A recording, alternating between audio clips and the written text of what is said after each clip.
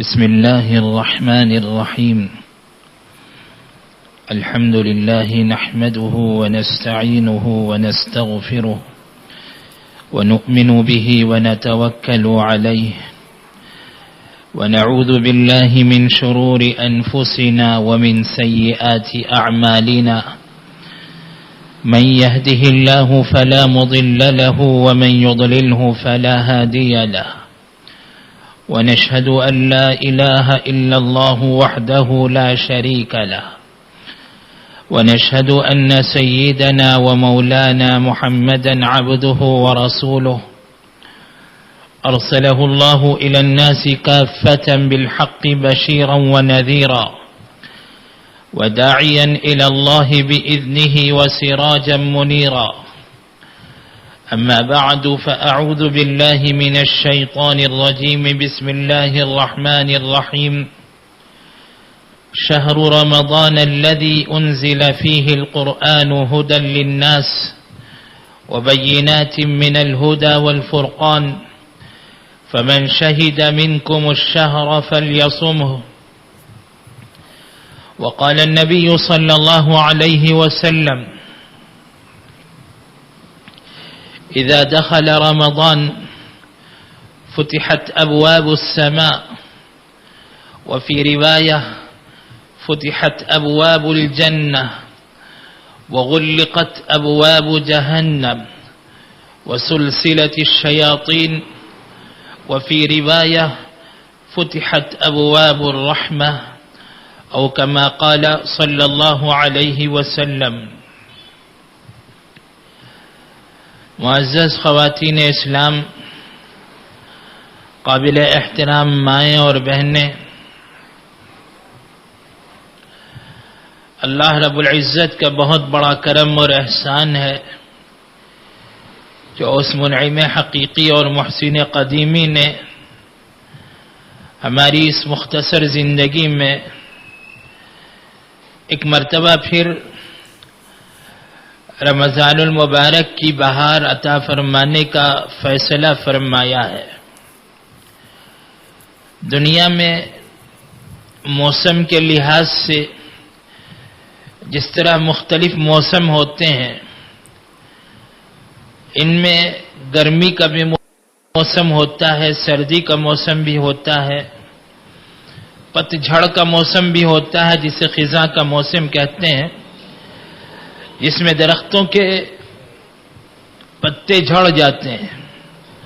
ہریالی ختم ہو جاتی ہے. اور ایک موسم بہار بھی ہوتا ہے جسے عربی میں فصل ربیع کہتے ہیں. ربیع کا جو مہینہ ہوتا ہے، بہار کا جو موسم ہوتا ہے، اس میں ہر طرف ہریالی دکھائی دیتی ہے، پھولوں کی مہک ہوتی ہے، خوشبودار پھول پودوں پر اگے رہتے ہیں. یہ خوشنما منظر ہوتا ہے. جس طرح تمام موسموں میں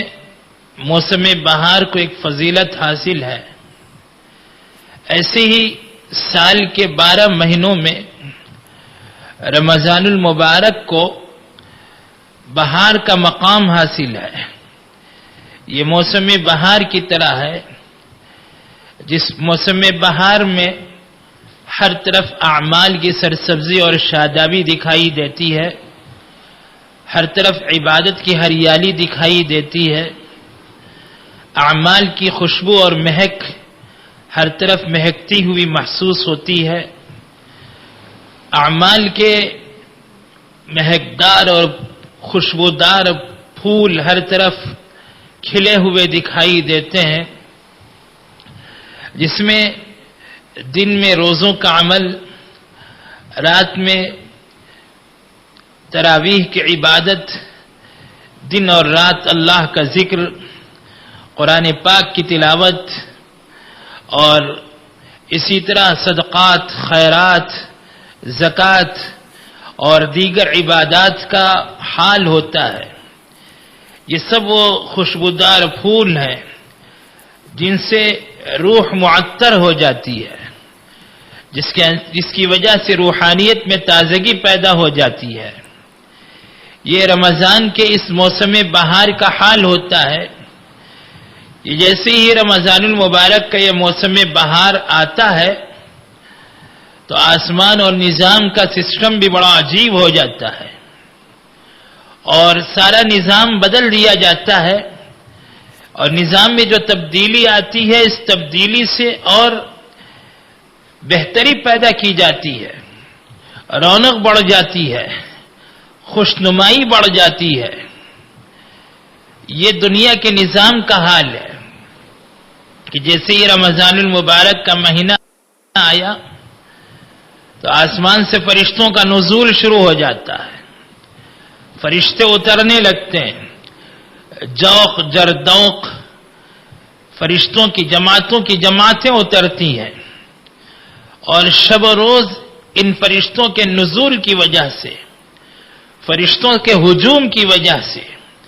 فرشتوں کے اترنے کی وجہ سے دل رقیق ہو جاتے ہیں، انسان رقیق القلب ہو جاتے ہیں، لوگوں کے دل نرم پڑ جاتے ہیں، دلوں میں رقت کی کیفیت پیدا ہو جاتی ہے۔ انسانی قلوب کا حال یہ ہوتا ہے کہ دلوں میں نرمی پیدا ہو جاتی ہے، اور اسی طرح جو شیاطین ہیں انہیں قید کر دیا جاتا ہے، جو شیطان ہیں انہیں قید خانوں میں بند کر دیا جاتا ہے، انہیں بیڑیاں پہنا دی جاتی ہیں، ان کے ہاتھوں میں ہتھکڑیاں ڈال دی جاتی ہیں، ان کے گردن میں طوق پہنا دیے جاتے ہیں، انہیں قید کر کے انہیں بند کر دیا جاتا ہے، اور جو سرکش شیاطین ہیں انہیں آزادانہ گھومنے سے روک دیا جاتا ہے۔ یہ دنیا کا حال ہے، اور یہ حال ہماری آنکھوں سے دیکھنے کا موقع تو نہیں ہوتا، ہماری آنکھوں کو یہ چیز نظر تو نہیں آتی، لیکن رسول اللہ صلی اللہ علیہ وسلم کے فرمان پر ہمارا ایمان ہے کہ آپ نے اپنی زبان مبارک سے یہ بات ارشاد فرمائی کہ جب رمضان کا مہینہ آتا ہے تو جنت کے دروازے کھول دیے جاتے ہیں، رحمت کے دروازے کھول دیے جاتے ہیں، آسمان کے دروازے کھول دیے جاتے ہیں، اور جنت کے دروازے اس طرح کھول دیے جاتے ہیں کہ ان دروازوں میں سے کوئی دروازہ بند نہیں رہتا۔ رمضان المبارک کی آمد کی خوشی میں جنت کے سارے دروازے کھول دیے جاتے ہیں اور کوئی دروازہ بند نہیں رکھا جاتا، اور اسی طرح جہنم کے سارے دروازے بند کر دیے جاتے ہیں، کوئی دروازہ کھلا نہیں رہتا، جہنم کے سب دروازے بند کر دیے جاتے ہیں، شیطانوں کو بیڑیاں پہنا دی جاتی ہیں، اور ایک فرشتہ متعین ہوتا ہے، وہ شب و روز یہ اعلان کرتا ہے، آدم کی اولاد اور نیکی کے چاہنے والے آگے بڑھ جا اور نیکی کر لے، اور برائی کے چاہنے والے رک جا، ابھی آگے مت بڑھو۔ یہ فرشتہ اعلان کرتا ہے اور نیکیوں کے آگے بڑھنے والوں کو آگے بڑھاتا ہے، اور جو گناہ کرنے والے ہیں ان کو رکنے کا پیغام دیتا ہے۔ اللہ کی طرف سے فرشتے متعین کیے جاتے ہیں۔ اس طرح فرشتوں کے نظام میں تبدیلی آتی ہے کہ فرشتوں کا نزول بڑھ جاتا ہے، فرشتوں کا اترنا زیادہ ہو جاتا ہے، رحمت کے فرشتے زیادہ سے زیادہ اترنے لگتے ہیں، اور جنت سجائی جاتی ہے، جنت کے دروازے کھول دیے جاتے ہیں، جہنم کے دروازے بند کر دیے جاتے ہیں، شیاطین کو ہتھکڑیاں پہنا دی جاتی ہیں۔ اس طرح وہ نظام ایسا تبدیل ہو جاتا ہے کہ اگرچہ کہ ہم اپنی آنکھوں سے اس نظام کو دیکھ نہیں سکتے، لیکن رسول اللہ صلی اللہ علیہ وسلم کی ان سب باتوں پر ہمارا ایمان ہے اور ہمارا یقین ہے کہ رمضان المبارک کے آتے ہی یہ ساری تبدیلیاں پیدا ہو جاتی ہیں، اعمال میں تبدیلی لائی جاتی ہے،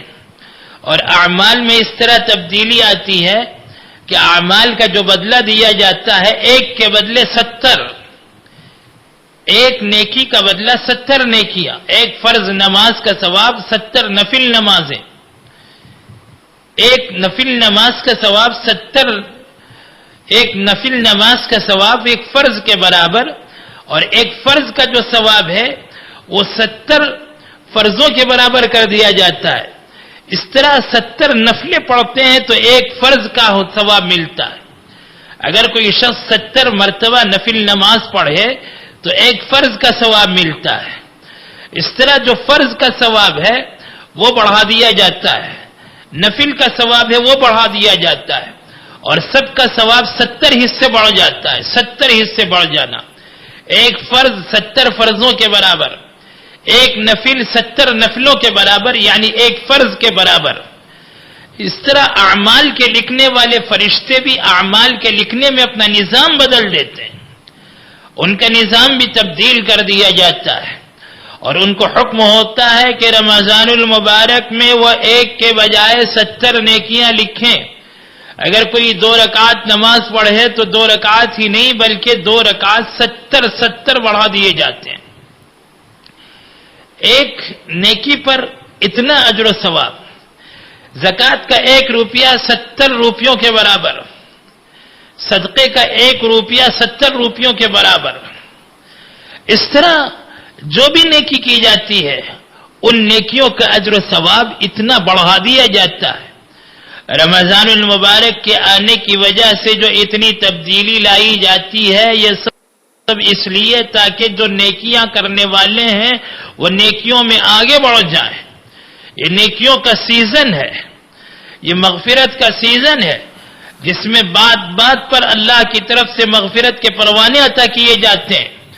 اور اللہ تعالیٰ معاف فرماتے ہیں، جہنم سے آزادی عطا فرماتے ہیں. حدیث شریف میں ہے ان للہ فی کل لیلۃ من رمضان 600,000 عتیق من النار. فرمایا کہ اللہ رب العزت رمضان المبارک کی ہر رات میں 6 لاکھ لوگوں کو جہنم سے آزاد فرماتے ہیں. اور جب رمضان کی آخری رات ہوتی ہے تو ہر رات میں جتنے لوگوں کو جہنم سے آزاد کیا گیا اس پوری تعداد کے برابر صرف ایک رات میں لوگوں کو جہنم سے آزادی دی جاتی ہے، صرف ایک رات میں. اس لیے رمضان المبارک کی قدر کرنی چاہیے کہ یہ مغفرت کا موسم ہے، جہنم سے آزادی کا مہینہ ہے، نیک اعمال کرنے اور عبادت کرنے کا موقع ملتا ہے. اور ایک طرف جب یہ نظام میں اس طرح تبدیلی آتی ہے کہ آسمان کا نظام بدل گیا، جنت کا نظام بدل گیا، جہنم کا نظام بدل گیا، شیاطین اور جنات کا نظام بدل گیا، اعمال لکھنے والے فرشتوں کا نظام بدل دیا جاتا ہے، وہیں دوسری طرف اللہ کے بندوں میں، اللہ کی بندیوں میں دین کا جو شوق پیدا ہوتا ہے وہ بھی بڑا عجیب و غریب شوق ہوتا ہے. رمضان المبارک کی بہار بھی بڑی عجیب بہار ہوتی ہے کہ جیسے ہی مغرب کا وقت ہوتا ہے وہ افطار کا منظر، افطار کے لیے دسترخوان پر بیٹھ کر کھانے کے لیے انتظار کرنا اور مؤذن کی آواز کا یا کسی اعلان کا انتظار کرنا، بار بار گھڑی کو دیکھنا کہ ابھی اللہ کی طرف سے اجازت ملی ہے یا نہیں. جب تک اللہ کی طرف سے اجازت نہ ملے اس وقت تک ہم اپنے حلق کے نیچے پانی کی ایک بوند نہیں اتاریں گے، کھانے کا ایک دانہ ہمارے حلق کے نیچے نہیں اترے گا. دن بھر کے بھوکے اور پیاسے، سخت گرمی کا موسم، پیاس سے ہونٹ تک سوکھے جا رہے ہیں، حلق خشک ہو کر سوکھ کر کانٹا بن چکا ہے اور پانی کے ایک بوند کے لیے حلق ترس رہا ہے. ہونٹ خشک ہو چکے ہیں، سوکھے ہوئے ہونٹ پانی کی پیاس سے تڑپ رہے ہیں، لیکن جب تک گھڑی اجازت نہ دے، اللہ کی طرف سے اجازت نہ ملے، اس وقت تک افطار میں بھی ہم پانی کی ایک بوند اپنے حلق کے نیچے اتارنے کو تیار نہیں، کھانے کا ایک دانہ ہمارے حلق کے نیچے اترنے کو تیار نہیں. یہ اللہ کی اطاعت، اللہ کی فرما برداری، اللہ کا حکم بجا لانا اللہ کو کتنا پسند آتا ہوگا. اور پھر افطار کے بعد میں مغرب کی نماز کے بعد پھر فوراً ابھی دن بھر کے بھوکے پیاسے روزے دار افطار کیے ہوئے ہیں، افطار کے بعد سارا جسم تھکا ہوا ہے، تھکان سے چور ہے، لیکن اس کے باوجود جیسے عشاء کا وقت ہوتا ہے، عشاء کی نماز کی تیاری، پھر اس کے بعد 20 رکعتیں. عام دنوں میں 2 رکعتیں تک پہاڑ معلوم ہوتی ہیں. 2 رکعتیں پڑھنا بھی پہاڑ کی طرح بوجھ محسوس ہوتا ہے، لیکن رمضان المبارک میں عشاء کے بعد 20 رکعتیں پڑھنا بھی آسان ہے. یہ رمضان کی بہار ہے. اور پھر رات میں 20 رکعت پڑھنے کے بعد جو پاؤں میں درد ہے، جسم تھکان سے چور ہے اور ابھی سوئے ہیں کہ سحری کا وقت ہو گیا، سحری کے لیے اٹھ گئے، سحری کی تیاری میں لگ گئے، سحری کھائی، پھر فجر کی نماز پڑھی، کچھ دیر آرام کرنے کا موقع ہوا تو اشراق کی نماز کے بعد میں آرام کر لیا، پھر اس کے بعد عبادت میں دوسرے دنیا کے اپنے گھر کے کاموں میں لگ گئے. اور اس کے ساتھ زبان پر اللہ کا ذکر اور تلاوت، اللہ کا نام، اور پھر اسی طرح نمازوں کا اہتمام. اس کیفیت کے ساتھ میں رمضان کا پہلا عشرہ اور دوسرا عشرہ یوں گزرتا ہے. افطار کا وقت قریب آتا ہے تو افطار کے وقت سے پہلے ہی اپنے سارے کام مکمل کر کے، جو پکوان ہو جو بھی ہو، افطار کا جو وقت ہوتا ہے وہ قبولیت دعا کا وقت ہوتا ہے، روزے دار کی خوشی کا وقت ہوتا ہے. حدیث شریف میں ہے، حدیث شریف میں رسول اللہ صلی اللہ علیہ وسلم فرماتے ہیں للصائم فرحتان، کہ روزے دار کے لیے 2 خوشیاں ہیں. یہ خوشی عند فطرہ، فرحت عند فطرہ وفرحت عند لقاء ربہ. یہ خوشی تو افطار کے وقت ہوتی ہے اور یہ خوشی اللہ سے ملاقات کے وقت ہوگی. تو افطار کے وقت روزے دار کی خوشی کا بھی عجیب عالم ہوتا ہے. دن بھر کے بھوکے پیاسے، بھوک اور پیاس برداشت کرنے کے بعد میں افطار کے وقت میں خوشی کی جو حالت ہوتی ہے، خوشی کی جو کیفیت ہوتی ہے، وہ عجیب کیفیت ہوتی ہے. اللہ تعالیٰ روزے دار کو یہ خوشی عطا فرماتے ہیں، اور اللہ اس خوشی میں روزے دار کو دعا کی قبولیت کا پروانہ عطا فرماتے ہیں کہ تمہاری دعا قبول ہوگی، مانگو جو مانگتے ہو. تو افطار کا جو وقت ہے وہ دعا کی قبولیت کا خاص وقت ہے. اور اسی طریقے سے مزدوری لینے کا وقت ہے. جیسے دن بھر کوئی مزدوری کرے، مزدور دن بھر کام کرنے کے بعد میں اپنا پسینہ ٹپکانے کے بعد میں محنت کرنے کے بعد میں جب شام میں واپس لوٹتا ہے تو کام لینے والا اس کی مزدوری جب دیتا ہے تو خوشی خوشی دیتا ہے کہ اس نے ہماری مزدوری کی ہے. اور مزدوری لینے والا بھی خوشی خوشی لیتا ہے کہ اب مزدوری کا وقت آ گیا. صبح سے شام تک محنت کرنے کے بعد میں اب مزدوری لینے کا وقت آ گیا. اس میں مزدوری کرنے والا بھی خوش ہے، مزدور بھی خوش ہے، اور مزدوری کا کام لینے والا بھی خوش ہے، اور اسے اس وقت دینے والا بھی خوش ہے. جب دن بھر کے بھوکے پیاسے انہوں نے بھوک برداشت کی، پیاس برداشت کی اور دن بھر محنت کی، مجاہدہ کیا، اور افطار کا وقت آیا تو اب مزدوری لینے کا وقت ہے. مزدوری دینے والا پاک پروردگار اجر عظیم دینے کو تیار ہے، اور ایسا اجر، ایسا بدلہ کہ اللہ فرماتے ہیں کہ فرشتوں تم مت لکھو اس کا بدلہ، میں دوں گا. ہر عمل کا بدلہ لکھ لو، تلاوت کا، ذکر کا، تراویح کا، نمازوں کا، حج کا، عمرے کا، جو بھی نیکیاں ہیں ہر ایک کا بدلہ تم لکھ سکتے ہو. لیکن الا الصوم، روزہ وہ ہے اللہ فرماتے ہیں فإنه لي وأنا أجزي به، روزہ میرے لیے رکھا جاتا ہے اور میں اس کا بدلہ دیتا ہوں. اللہ فرماتے ہیں کہ روزے کا بدلہ میں دوں گا، روزے کی مزدوری میں دوں گا. اب اللہ مزدوری دے رہے ہیں، افطار کا وقت ہے. میری بہنیں ذرا بتائیں، ایسا قیمتی وقت، ایسا پیارا وقت جب اللہ کی رحمتیں برس رہی ہیں، اللہ کی رحمتیں اتر رہی ہیں، اور مزدوری لینے کا وقت ہے، خوشی کا وقت ہے. اس حالت میں ہم چولہے کے پاس کھڑے ہوئے ابھی پکوان میں مصروف ہیں، یہ آئٹم نہیں بنا، وہ آئٹم نہیں بنا، ابھی یہ تیار نہیں ہوا، ابھی وہ تیار نہیں ہوا. انہی جھمیلوں میں افطار کا اتنا قیمتی وقت ہمارے ہاتھ سے چلا جاتا ہے. اس لیے آپ سے گزارش ہے، ہماری بھی عجیب پریشانی ہے، اس امت کی بڑی عجیب پریشانی ہے کہ سال بھر پکوان میں ہمارا اتنا وقت نہیں لگتا جتنا رمضان میں وقت لگتا ہے. نئے نئے آئٹم، نئے نئے پکوان، زیادہ پکوان اور زیادہ سے زیادہ پکوان میں وقت لگنا، پیسہ صرف ہونا، یہ ہم نے کھانے کا موسم بنا لیا. ہم نے رمضان المبارک کو کھانے اور پینے کا موسم بنا لیا. یہ تو مجاہدے کا موسم ہے. رمضان کا مہینہ تو مجاہدے کا مہینہ ہے.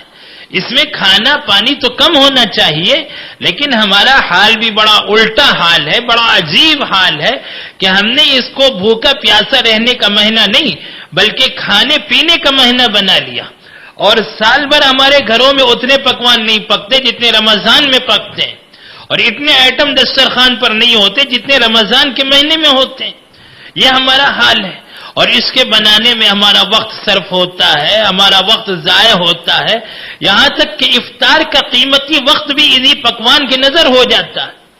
اور اسی پکوان کے حوالے ہو جاتا ہے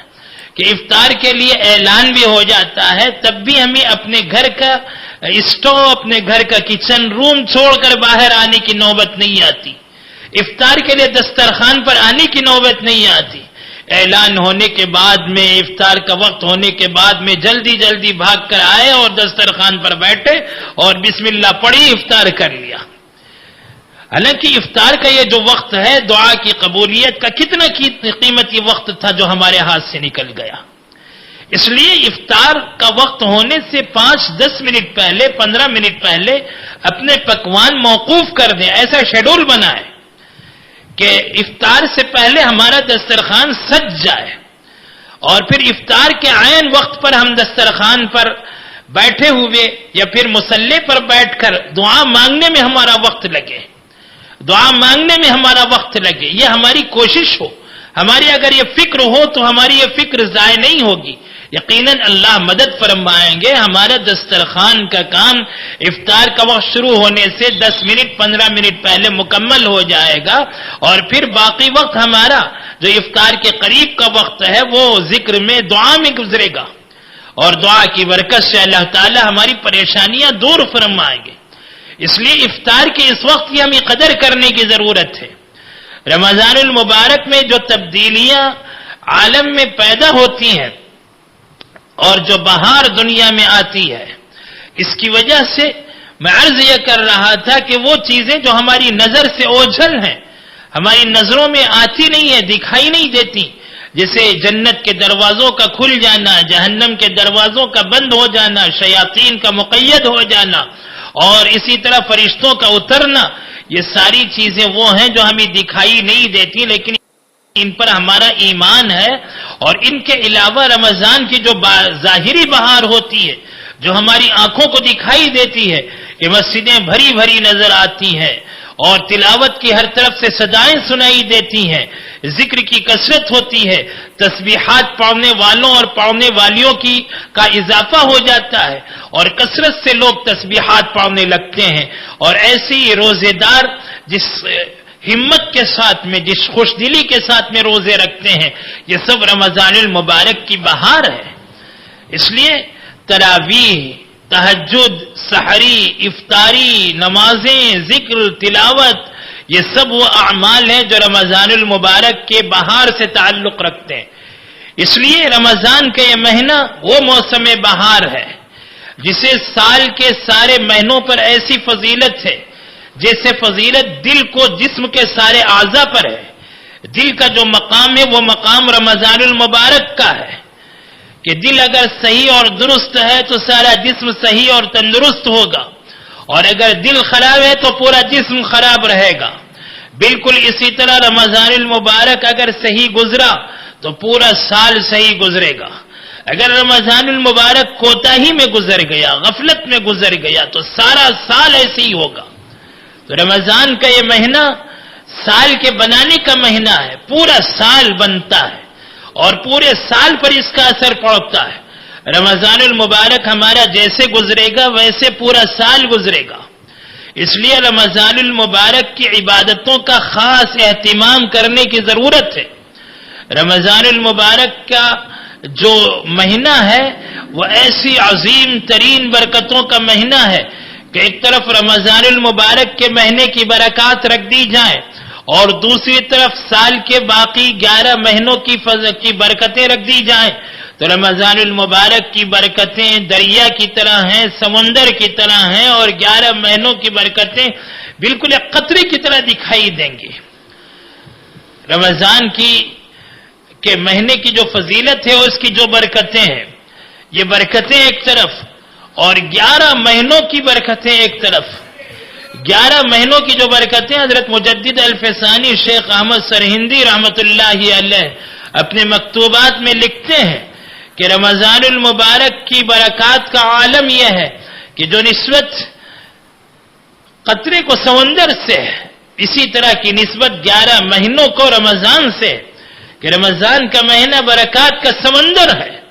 اور 11 مہینے برکتوں کا ایک قطرہ ہے۔ سمندر اور قطرے میں کتنا فرق ہے۔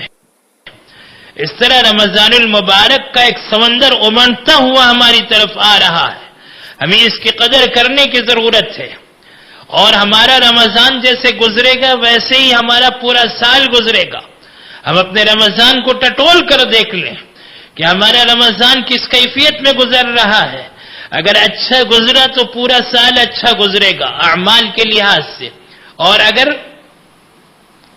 رمضان کا مہینہ غفلت میں بیت گیا تو سارے سال میں پورے کے پورے سال میں اسی طرح کی غفلت طاری رہتی ہے۔ تو رمضان المبارک کا مہینہ اپنے آپ کو بنانے کا مہینہ ہے، پورے سال کے لیے ہمیں بنانے کی ضرورت ہے۔ اگر کوئی ثابت قدمی کے ساتھ میں رمضان میں تہجد کا اہتمام کر لے تو اللہ تعالیٰ پورا سال تہجد کے اہتمام کی توفیق دیتے ہیں۔ اگر کوئی رمضان المبارک میں گناہوں سے اپنے آپ کو بچانے کا اہتمام کر لے تو اللہ تعالیٰ پورا سال گناہوں سے بچنے کی توفیق عطا فرماتے ہیں۔ اور اس کیفیت کے ساتھ میں جب رمضان کا پہلا عشرہ گزر جاتا ہے، دوسرا عشرہ گزر جاتا ہے، تیسرا عشرہ داخل ہوتا ہے، تو تیسرے عشرے کا ایک خاص عمل اعتکاف، یہ رمضان المبارک کے آخری عشرے کا خاص عمل ہے، اور رمضان المبارک کا آخری عشرے کا اعتکاف سنت مؤکدہ ہے۔ اس کی بہت فضیلتیں احادیث مبارکہ میں ثابت ہیں، اس لیے عورتوں کو چاہیے کہ وہ اپنے گھر میں اعتکاف کا بھی ارادہ کریں اور کوشش کریں کہ وہ اپنے گھر میں اعتکاف کرنے کی پابندی کریں۔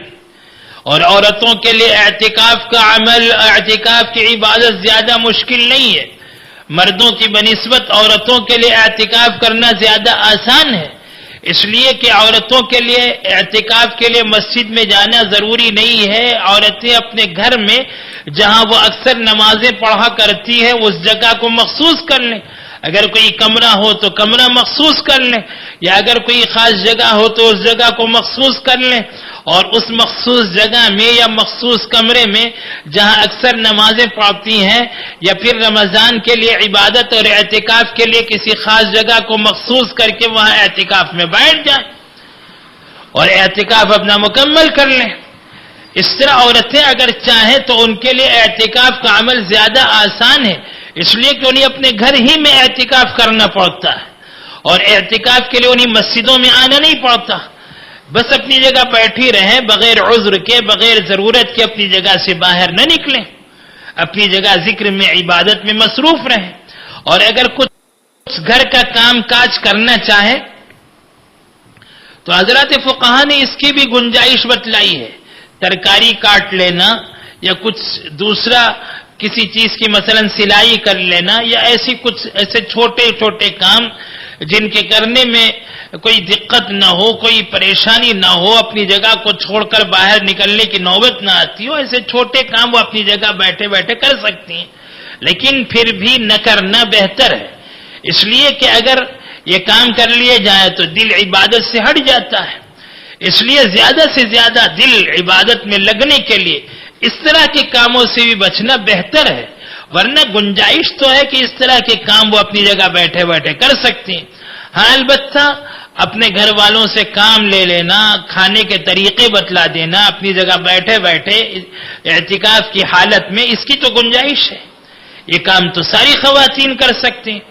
اس لیے رمضان کے آخری عشرے کے اعتکاف کی بھی کوشش کرنی چاہیے اللہ کی بندیوں کو، اور آخری عشرے کے اعتکاف کے ذریعے سے شب قدر کو تلاش کرنا چاہیے۔ شب قدر 1000 مہینوں سے افضل رات ہے۔ 1000 مہینوں تک عبادت کرنے کا جو اجر و ثواب ہے، جو مقام اور مرتبہ ہے، وہ اجر و ثواب صرف ایک رات کی عبادت سے مل جاتا ہے۔ کتنی عظیم ترین رات ہے، کتنی عظمت والی شب ہے۔ تو یہ عظمت والی شب، یہ شب قدر، اسے آخری عشرے میں تلاش کرنے کی ضرورت ہوتی ہے۔ رمضان المبارک کا یہ مہینہ نیکیوں کا سیزن ہے، جس میں زیادہ سے زیادہ نیکیاں کمانے کی فکر ہو تاکہ اس کا اثر سال بھر پڑے۔ اگر کوئی اس مبارک مہینے میں تہجد کا اہتمام کر لے، اللہ سال بھر تہجد کی توفیق عطا فرماتے ہیں۔ اگر کوئی اس مبارک مہینے میں گناہوں سے بچنے کا اہتمام کر لے، اللہ پورے سال گناہوں سے بچنے کی توفیق عطا فرماتے ہیں۔ گناہوں سے بچنے میں اللہ تعالی مدد فرماتے ہیں۔ رمضان المبارک کا حال تو حضرت یوسف علیہ السلام اور ان کے بھائیوں کے حال کی طرح ہے کہ سیدنا یوسف علیہ السلام نبی ہیں، اللہ کے پیغمبر ہیں، اور ان کے 11 بھائیوں نے ان کے ساتھ جو جرم کیا تھا وہ بہت ہی سنگین جرم تھا، لیکن اس کے باوجود اللہ رب العزت نے حضرت یوسف علیہ السلام کی برکت سے ان کے 11 بھائیوں کی مغفرت فرما دی۔ ان کے 11 بھائیوں نے بہت بڑا جرم کیا تھا، حضرت یوسف علیہ السلام کو کنویں میں ڈال دیا تھا اور ان کے باپ سے انہیں جدا کر دیا۔ ان کے ابا جان تو روتے روتے ان کی آنکھوں کی بینائی تو ختم ہو گئی، اتنا انہیں دکھ دیا ان بھائیوں نے، لیکن حضرت یوسف علیہ السلام کی برکت سے 11 بھائیوں کی مغفرت ہو گئی۔ رمضان المبارک کا بھی یہی حال ہے کہ رمضان المبارک میں جو نیکیاں کر لی جاتی ہیں، جو عبادت ہوتی ہے، جو تراویح پڑھی جاتی ہے، جو تلاوت ہوتی ہے، جو ذکر اور اذکار ہوتے ہیں، جو صدقات اور زکوٰۃ ادائیگی ہوتی ہے، ان کی برکات سے اللہ سال بھر کے گناہوں کو یوں معاف فرما دیتے ہیں، اور اللہ تعالیٰ کے لیے کوئی مشکل نہیں ہے۔ اللہ رب العزت نے رمضان المبارک کو سال کے باقی مہینوں پر ایسی فضیلت عطا فرمائی ہے، اس لیے رمضان کا مہینہ بہت ہی عظمت والا، بہت ہی برکتوں والا مہینہ ہے۔ اس مبارک مہینے کی قدر کرنے کی ضرورت ہے، اور رمضان المبارک کا احترام کرنا چاہیے، ادب ہونا چاہیے۔ اس مبارک مہینے کی بے ادبی اور اس کے احترام میں کسی طرح کی کمی نہیں آنی چاہیے۔ نزہۃ المجالس ایک کتاب ہے، اس کتاب میں ایک واقعہ لکھا ہے کہ وہ دور جس دور میں اسلام کو غلبہ حاصل تھا اور مسلمان غالب تھے، مسلمانوں کے ساتھ میں مجوسی اور کفار بھی رہا کرتے تھے، مغلوب رہ کر جزیہ ادا کر کے وہ مسلمانوں کے ساتھ میں زندگی گزارتے تھے۔ ایک مجوسی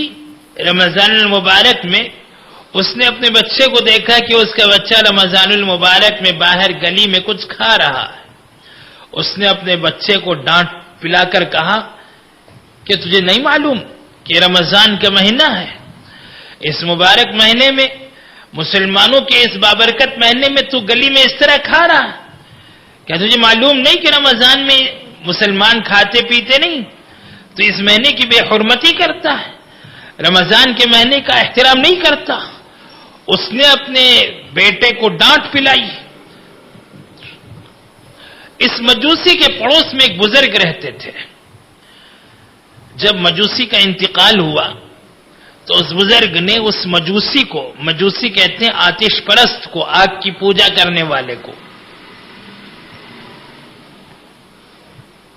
اس بزرگ نے اس مجوسی کو خواب میں دیکھا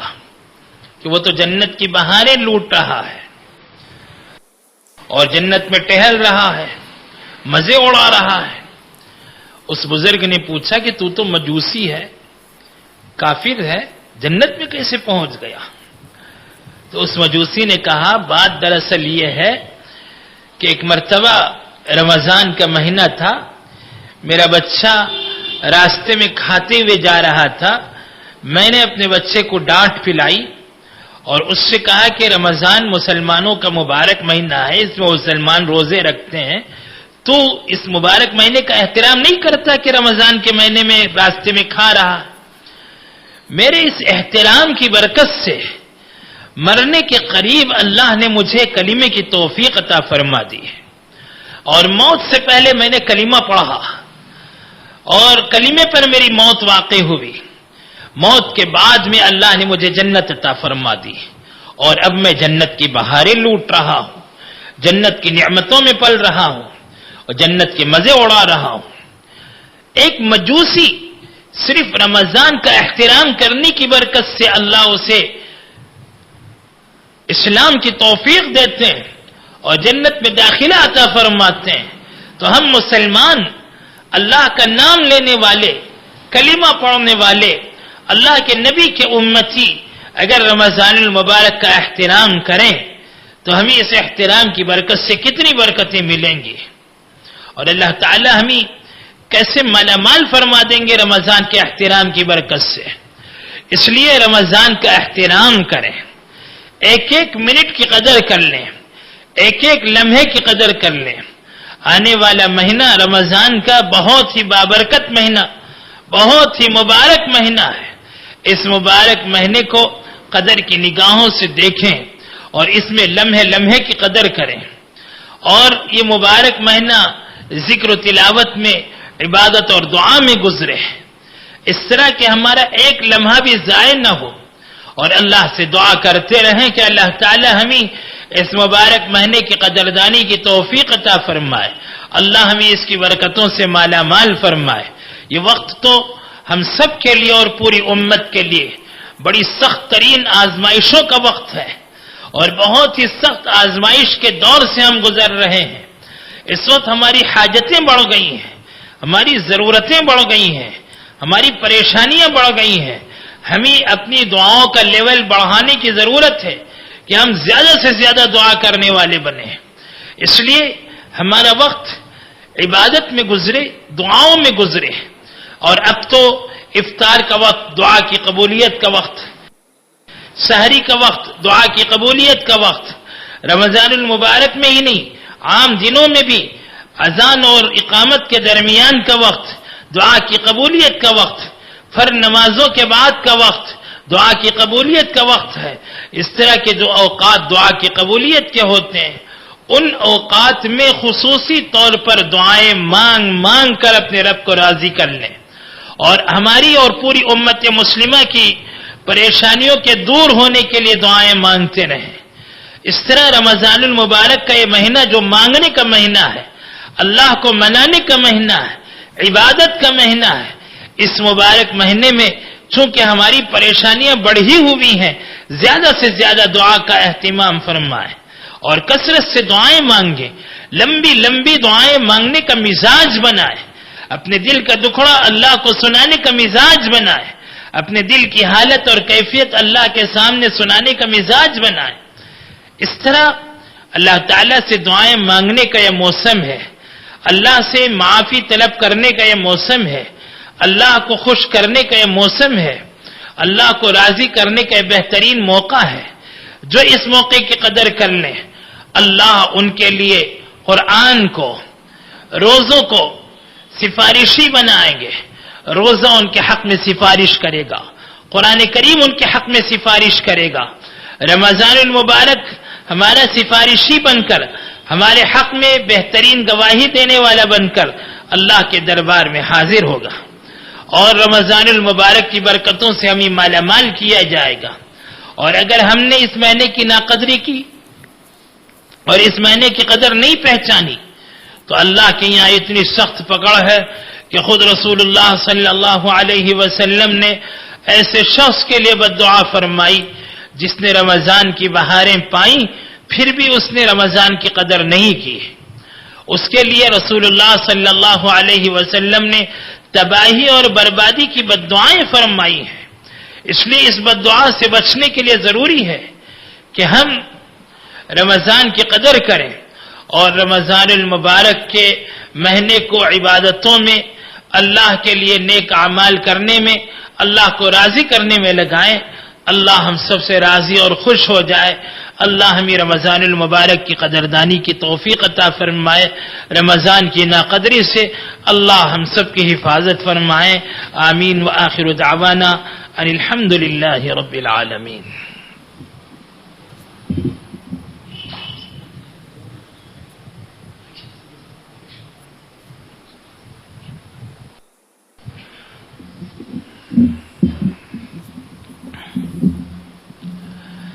اللهم لك الحمد كله ولك الشكر كله، اللهم لك الحمد على ما قضيت ولك الشكر على ما أعطيت، اللهم صل على سيدنا محمد وعلى آل محمد وبارك وسلم. اللهم إنا عبيدك بنو عبيدك بنو إمائك نواصينا بيدك ماض فينا حكمك عدل فينا قضاؤك. اللهم إنا نسألك بكل اسم هو لك سميت به نفسك أو أنزلته في كتابك أو علمته أحدا من خلقك أو استأثرت به في علم الغيب عندك أن تجعل القرآن العظيم ربيع صدورنا ونور قلوبنا وجلاء أحزاننا وذهاب همومنا وغمومنا برحمتك يا أرحم الراحمين. اللهم أنت ربنا لا إله إلا أنت خلقتنا ونحن عبيدك ونحن على عهدك ووعدك ما استطعنا نعوذ بك من شر ما صنعنا نبوء لك بنعمتك علينا ونبوء بذنوبنا فاغفر لنا فإنه لا يغفر الذنوب إلا أنت. ربنا آتنا في الدنيا حسنة وفي الآخرة حسنة وقنا عذاب النار. اے اللہ آپ کا شکر و احسان ہے، آپ نے پھر ہمیں رمضان المبارک کی بہاریں عطا فرمائی۔ اے اللہ اس پر ہم آپ کا کیسے شکر ادا کریں مولا آپ نے رمضان المبارک ہمیں عطا فرما دیا ہے اور آپ نے یہ رمضان اپنے فضل سے عطا فرمایا ہے۔ اے اللہ جیسے آپ نے رمضان کے دینے میں فضل کا معاملہ فرمایا، اب رمضان المبارک کی عافیت کے عطا فرمانے میں بھی ہمارے ساتھ فضل کا معاملہ فرما لے۔ اے اللہ پچھلا رمضان جو گزرا، اے اللہ اس رمضان کے خوف اور اس کے اثرات اور اس کے اندیشے اب بھی ہمارے دل و دماغ میں پیوست ہیں۔ اے اللہ رمضان کی ساری بہاریں لاک ڈاؤن کی نحوست کی نظر ہو گئیں۔ اے اللہ مسجدیں بند کر دی گئی تھیں، اے اللہ مسجدوں پر تالے پڑ گئے تھے، اے اللہ آپ کے گھروں کی رونق اے اللہ لاک ڈاؤن کی نظر ہو چکی تھی۔ اے اللہ رمضان المبارک میں جماعت کے ساتھ تراویح پڑھنے کی سعادت سے کتنے آپ کے بندے محروم ہو گئے تھے۔ اے اللہ کتنوں کو قرآن پاک کے سننے کی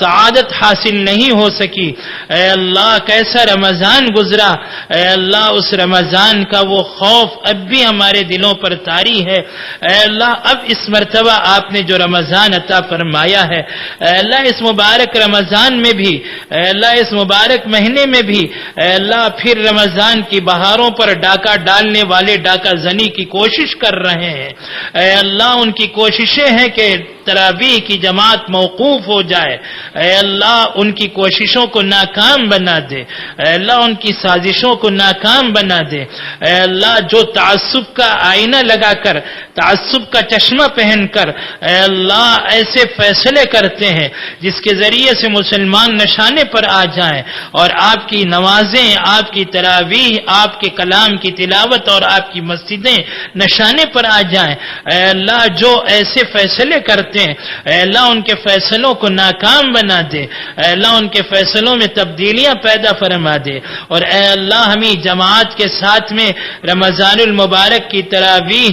آپ کی مسجدوں میں اے اللہ مردوں کو آپ کی مسجدوں میں پڑھنے کی توفیق دے دے، اور خواتین کو اپنے اپنے گھروں میں اے اللہ پورے ذوق و شوق کے ساتھ میں رمضان المبارک کی تراویح پڑھنے کی توفیق عطا فرما، تہجد کا اہتمام عطا فرما، اے اللہ روزوں کے افطار کی وہ بہار ہمیں عطا فرما دے، اے اللہ سحری کھانے کی وہ لذت ہمیں عطا فرما دے، اے اللہ روزوں کا وہ شوق اور شوق ہمیں عطا فرما دے، اے اللہ رمضان المبارک کی بہاریں ہمیں نصیب فرما دے، اے اللہ ہمیں آپ اپنے پاکیزہ کلام کی تلاوت سے محروم نہ فرما دے، اور آپ کے پاکیزہ کلام کی تلاوت کے سننے سے ہمیں محروم نہ فرما دے، اے اللہ آپ اپنے دروازوں، اپنی مسجدوں کے دروازے ہم سب مردوں کے لیے کھلے رکھنا، اور خواتین کے لیے اے اللہ آپ اپنے گھر کے دروازے، اپنے دربار کے دروازے اے اللہ خواتین کے لیے آپ اپنے